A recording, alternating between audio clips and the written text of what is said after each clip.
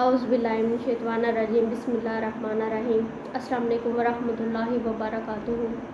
سورۃ فرقان میں جو مومنین کی صفات بیان کی گئی تھی عباد الرحمن کی، ان میں سے کچھ یہ ہیں: وَلَا يَقْتُلُونَ النَّفْسَ الَّتِي حَرَّمَ اللَّهُ، اور وہ اس جان کو قتل نہیں کرتے جسے اللہ تعالیٰ نے حرام قرار دیا ہے، الا بالحق، مگر جہاں حق ہو۔ وَلَا يَزْنُونَ، اور وہ زنا نہیں کرتے۔ وَمَن يَفْعَلْ ذَلِكَ يَلْقَ أَثَامًا، اور جو یہ کرے گا وہ بڑی سزا سے دوچار ہوگا۔ یُضَاعَفْ لَهُ الْعَذَابُ، روز قیامت اس کے لیے عذاب دوچند کر دیا جائے گا۔ یوم القیامۃ وَيَخْلُدْ فِيهِ مُہَانًا، اور وہ اس میں ہمیشہ رہے گا خوار ہو کر۔ مومنین کی صفات میں یہ بھی صفت ہے کہ وہ کسی جان کو جو ہے وہ ناحق قتل نہیں کرتے، مگر قتل کرنے کا کچھ صورتوں میں جو ہے وہ قتل کرنا جو ہے اس کو جائز قرار دیا گیا ہے۔ تو وہ جان بوجھ کے اللہ تعالیٰ نے جو منع فرمایا ہے اس کو قتل نہیں کرتے۔ یہاں دوسری بات یہ بتائی گئی ہے کہ مومن کسی انسان کو ناحق قتل نہیں کرتا، اس لیے کہ انسانی جان کا قتل گناہ کبیرہ ہے، اور کسی کو زندہ کرنا یا کسی کو مارنا یہ اللہ تعالیٰ کا اختیار ہے۔ انسان جب کسی دوسرے انسان کو قتل کرتا ہے تو وہ اللہ تعالیٰ کا وصف جو ہے وہ اختیار کرتا ہے۔ اللہ تعالیٰ کا جو اختیار ہے وہ استعمال کر کے تو وہ کسی کو قتل کرتا ہے، تو یہ کسی بھی صورت بالکل ٹھیک نہیں ہے، اور اسلام میں جو کسی مسلمان کو ناحق قتل کرے اس کو سزا دینے کا حکم ہے، اور یہ کسی بھی صورت میں جائز نہیں ہے۔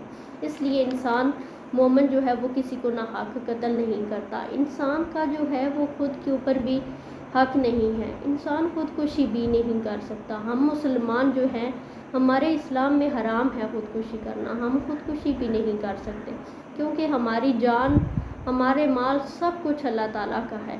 ہمیں اس کا بھی جواب دہ ہونا ہے۔ جب ہم آخرت میں اللہ تعالیٰ کے سامنے جائیں گے تو ہمارے ہاتھ بولیں گے، ہمارے پاؤں بولیں گے، یہ گواہی دیں گے ہمارے حق میں یا ہمارے خلاف۔ اس لیے انسان خود کو بھی تکلیف نہیں پہنچا سکتا، کیونکہ انسان کا خود پہ کوئی اختیار نہیں۔ ہمارا جسم، ہماری جان، ہماری روح، سب کچھ اللہ تعالیٰ کی ہے۔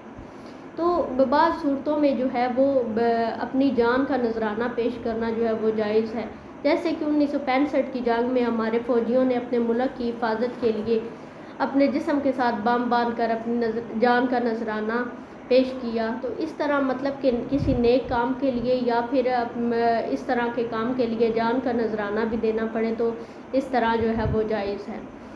یہاں ناحق قتل کرنا اس لیے فرمایا گیا ہے کہ اسلام بعض مقامات پر انسان کو قتل کرنے کی اجازت دیتا ہے، وہ قتل اس میں شامل نہیں ہوگا اور نہ ہی وہ شرعاً جرم ہوگا، جیسے قاتل کو قتل کرنے کی سزا میں قتل کرنا، زانی کو زنا کے جرم میں سزا دینا یا پھر قتل کرنا، یعنی کہ جو شادی شدہ زانی ہے اس کو سنسار کر دیتے ہیں، اسے قتل کرنے کا حکم ہے، جبکہ غیر شادی شدہ جو ہے اس کو 100 کوڑے مارنے کا حکم دیا گیا ہے۔ اور اسی طرح جو ہے جس نے کسی ایسے جرم کا ارتکاب کیا ہو جس کی سزا ملکی قانون میں سزائے موت ہو، اور ایسے مجرم کو قتل کرنے کی جو ہے وہ اجازت ہے، اگر حکومت اجازت دیتی ہو کہ جس کو حکم دے حکومت وہی انسان اس کو قتل کر سکتا ہے۔ اس لیے اور جو دین چھوڑ کر مرتد ہو گیا ہو، یعنی کہ دین چھوڑ دے اپنا اور کوئی دوسرا دین اختیار کر دے، ایسے جو ہے آدمی کو بھی قتل کرنا جائز ہے۔ اس لیے بعض صورتوں میں اسلام جو ہے وہ قتل کرنے کی اجازت دیتا ہے۔ اگر ایک قتل میں ایک سے زائد لوگ شامل ہو تو ان سب کو قتل کی سزا جو ہے وہ ملے گی۔ اور آگے زنا کے بارے میں ذکر ہے۔ یا مومن کی جو صفت بتائی گئی ہے وہ زنا نہیں کرتے، اس لیے کہ زنا بھی گناہ کبیرہ ہے۔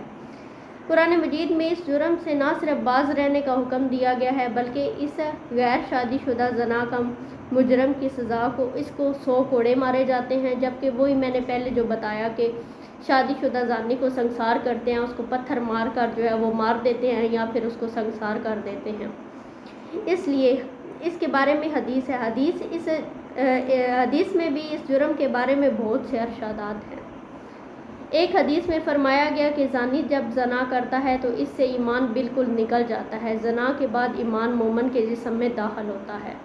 عربوں میں یہ فعل اس حد تک عام ہو گیا تھا کہ وہ اسے معیوب نہیں سمجھتے تھے، بلکہ زانی مرد اور عورت کے بت بنا کر ان کی عبادت کی جاتی تھی۔ لہٰذا اسلام نے اسے حرام قرار دیا۔ البتہ جائز ذرائع سے جنسی خواہشات کو پورا کرنے کا اسلام نے حکم دیا۔ اسی طرح جو مطلب کہ انسان اس طرح کوئی زانی زنا کرتا ہے یا کوئی آدمی شراب پیتا ہے تو اس کے اندر سے ایمان جو ہے وہ اس ٹائم نکل جاتا ہے جب وہ یہ ایسا کچھ کر رہا ہوتا ہے، اور جب وہ ایسے بعد میں کر چکا ہوتا ہے تو اس کے اندر ایمان واپس آ جاتا ہے۔ تو اس لیے اس کی سزا اسلام میں بہت سخت بتائی گئی ہے، اور اللہ تعالیٰ جو ہے وہ اس سے دور رہنے کا فرماتے ہیں۔ انسان کسی کو بری نظر سے بھی نہیں دیکھ سکتا۔ جب ایک دفعہ انسان کی اگر کسی پہ نظر پڑ جاتی ہے تو وہ دوبارہ جان بوجھ کر دیکھے تو وہ بھی گناہ ہے، اگر ایک ہی دفعہ کی انسان کو معافی ہے۔ تو اس لیے قرآن پاک میں جو ہے اس سے دور رہنے کا ذکر فرمایا گیا ہے کہ آپ جو ہے گناہ سے جتنا ہو سکتے ہیں دور رہیں۔ انسان کو شیطان جو ہے وہ کوئی چھوڑ کے نہیں آتا کہ جو ہے تم جو ہے وہ زنا ہی کر لو سیدھا۔ شیطان تو بس راستہ دکھاتا ہے، برا بھی راستہ ہے انسان کے سامنے، سیدھا بھی راستہ ہے۔ شیطان بس راستہ دکھاتا ہے کہ تم جاؤ، انسان خود ہی اس کے اوپر چلتا چلتا گناہ کی آخری حد تک پہنچ جاتا ہے۔ اس لیے انسان کو جو ہے وہ شروعات ہی جو ہے ایسے کام سے نہیں کرنی چاہیے کہ شیطان کے بہکاوے میں نہ آئے، ایسی چیزوں سے گریز کرے، اپنے نظروں کو پاک رکھے، تو اس لیے انسان جو ہے گناہ کبیرہ سے بچ سکتا ہے۔ صدق اللہ العظیم۔